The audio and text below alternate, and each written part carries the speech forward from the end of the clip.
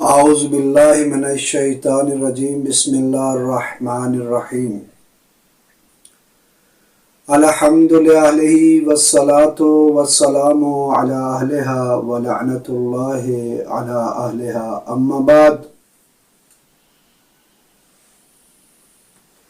درود و سلام ہو محمد و آل محمد کی ذوات مقدسہ پر، اور جہاں کہیں بھی آل محمد کے چاہنے والے ہیں اللہ تعالیٰ انہیں ہر قسم کے شر سے محفوظ رکھے۔ آج جو ماہ مبارک میں موضوع ہے وہ یہ ہے کہ روزے کن پر معاف ہیں، یعنی کن لوگوں پر روزے واجب نہیں ہیں، میں ہم گفتگو کرتے ہیں۔ ان میں سے پہلا شخص وہ جو بوڑھا ہے، بڑھاپے کی وجہ سے وہ روزہ نہیں رکھ سکتا، یا وہ روزہ رکھ سکتا ہے لیکن اس کے لیے بہت مشقت ہے، تکلیف دہ ہوتا ہے روزہ رکھنا، تو مکتب اہل بیت میں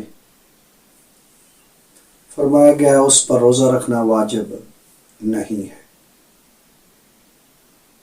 ہاں، وہ جو بڑھاپے میں کی وجہ سے شخص روزہ نہیں رکھ سکا لیکن وہ دوسرے ماہ رمضان کے بعد دوسرے مہینے میں کہ اس کے لیے اتنی مشقت نہیں بنتی تو اس کو روزہ رکھنا چاہیے۔ دوسرا وہ شخص جو ایسی مرض میں مبتلا ہو جس کی وجہ سے اسے پیاس بہت زیادہ لگتی ہو اور وہ اس پیاس کو برداشت نہ کر سکتا ہو، اس کے لیے مشقت ہو، تو شریعت محمد و آل محمد میں اس پر روزہ واجب نہیں ہے۔ تیسرا وہ شخص، بلکہ وہ عورت، وہ مستور جس کے ہاں ولادت کے دن جو ہیں وہ قریب ہے اور روزہ رکھنا اس کے لیے یا اس کے بچے کے لیے نقصان دہ ہو تو اس پر بھی روزہ واجب نہیں۔ چوتھی ایسی عورت جو بچے کو دودھ پلاتی ہو اور اس کا دودھ کم ہو، چاہے وہ دودھ پلانے والی اس بچے کی والدہ ہو یا دائیا ہو، یا ایسی عورت ہو جو بغیر اجرت کے وہ دودھ پلاتی ہے،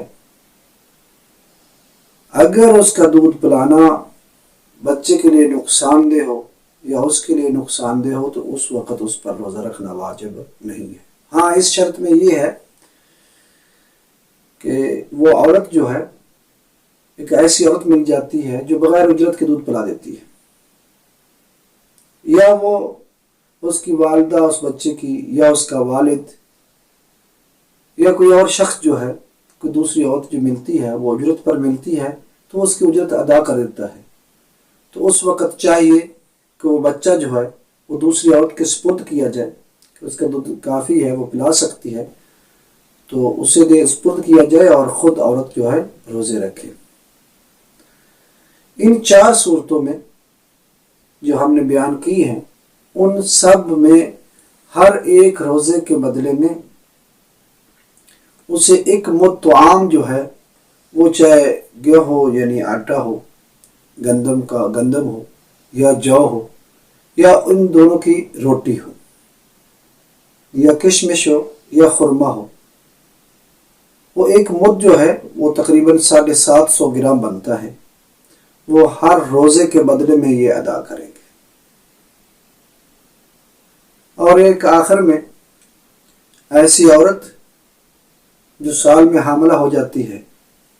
یا وہ دودھ پلاتی ہے اور اس وجہ سے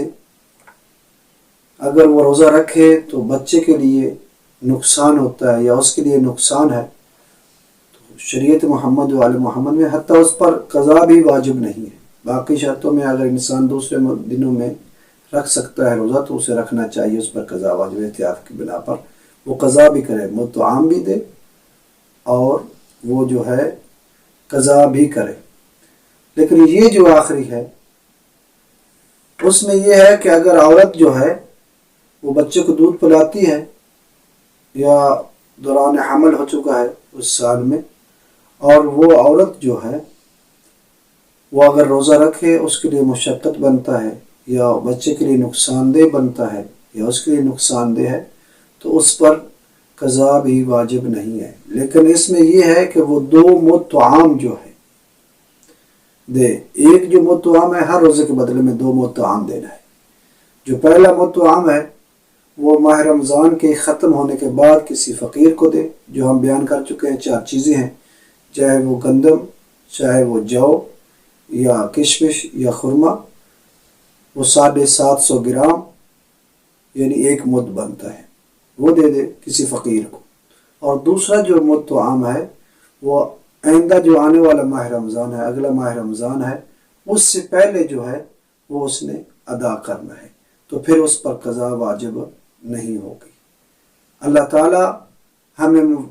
محمد و آل محمد کے فرامین پر، ان کے حکم پر عمل کرنے کی توفیق عطا فرمائے اور اپنے واجبات کو ادا کرنے کی توفیق عطا فرمائے۔ الحمدللہ رب